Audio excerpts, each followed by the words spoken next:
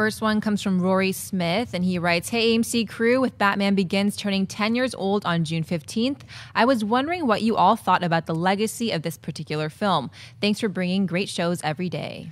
It is rough thinking that that movie came out 10 years ago. That is really rough. You know, it was a special film. Look, I still contend the film that really revolutionized and got the new era of comic book films going was X-Men 1. But there's such a monumental addition to the whole canon, if you will, of the comic book movie genre with Christopher Nolan's Batman Begins.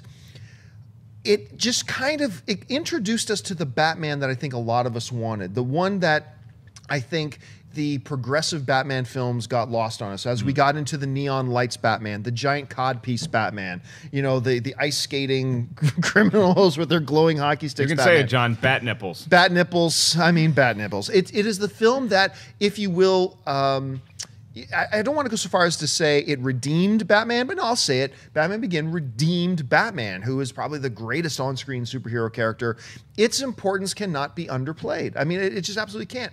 And then it led us, without it, we don't get The Dark Knight, which to a lot of people is the greatest comic book film ever made. I still kind of vote for the Avengers, but there's a huge amount of people that Dark Knight is so special to them, and that just doesn't exist without Batman Begins. It's just an incredible feat what it did, also within the context of film itself. So you can't underestimate its importance. 10 years though, man. I just cannot believe time has flown that much. Anyway, Schnepp, the 10th anniversary of Batman Begins, your thoughts? Yeah, I mean, I agree with everything you said. I'll add that also Batman Begins took a lot of risks.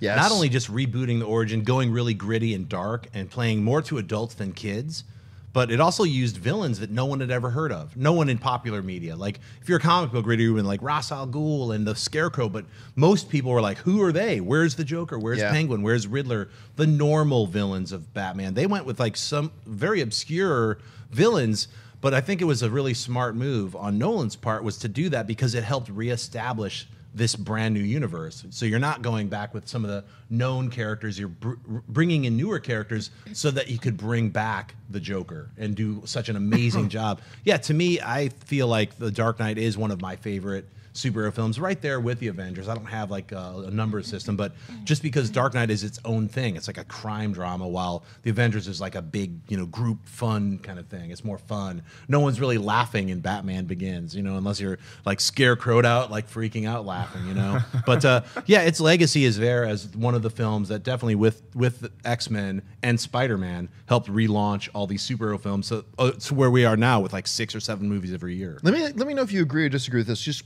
pony on what you were just talking about. Is it fair to say, though, that with this new world that Christopher Nolan was creating, Ra's al Ghul, the Scarecrow, fit much better into that? Is it fair to say that as great as Heath Ledger's Joker was, it wouldn't have been as well received if it was in the first Batman film without having a first film to set the groundwork for what this new world is like and then introduce him? Totally agree with you. Yeah, because the groundwork set with Batman Begins brought in Bruce Wayne, his origin, how he became Batman, and grounded it in this like firm reality, no magic. Like, granted, like the Man of Steel, once you introduce like an alien from another planet, you have to introduce, even though it's technology, it's magic. So that's why Nolan, as a producer, is like, look, I'm stepping off, have fun in that universe. I'm glad I helped bring this, grittier type of cinematic world to DC. But now we're going to have like Aquaman, all these other characters. When Nolan did his original trilogy, it's simply like, yeah, this guy's weird. He has to put on a bat outfit, and we're giving him a psychological reason for it. And henceforth, that kind of thing that worked with Tim Burton's original Batman's like, you created me, I created you, you created me first. To give the reason a villain puts on weird clown makeup or whatever is he was created by this guy who wears a weird Batman outfit. Christopher Nolan's was taken way more seriously, no jokey kind of stuff at all, but it really worked, and it helped. It really helped establish for just normal people, like, they liked the Batman in this world because it is a weird idea. This guy flying around, jumping around in a bat outfit, What was your name for Aquaman again?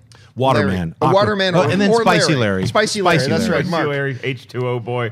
Look, this set the template for what DC films still are going to be to this day, is that dark and gritty, more realistic version. I cannot oversell how much I love Batman Begins. It's my favorite superhero movie of all time. It's either that or Avengers is neck and neck. I like this better than The Dark Knight because I love a good superhero origin story. And it's nice to live in a world now in 2015 where you can say, man, I'm really getting sick of all these origin stories. Like, Spider-Man's coming back. Do we need another origin story? Right. I love when they're done right. And no origin story was ever more necessary than to get Batman back on track from what happened to him. That poor SOB who was played brilliantly by Michael Keaton. That was like Jordan when he was first playing with the Bulls and won 3 championships. And then we went to play baseball. That was like Batman Forever and Batman and Robin. And then we got him back. We got the Mike that we know and love. The greatest superhero of all time was back with Batman Begins. And you're right, it set the template. That's a great point you made too, is that you needed a villain for him to go up against. There was a formidable opponent, but not one that was going to take away any of the limelight from what we were focusing on, which was the beginning of Batman.